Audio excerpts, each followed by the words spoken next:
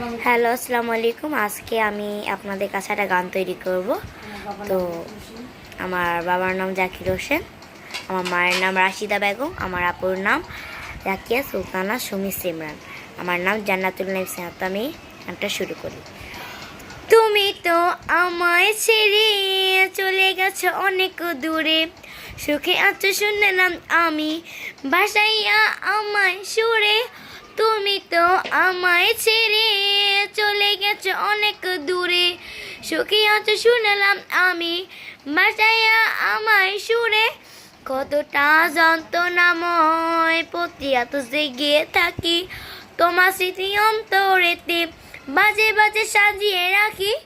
আমি এক এমন পাখি, বুকেতে কষ্ট রাখি, মুখেতে দেখাই হাসি, যেন আমি সুখ নিবাসী।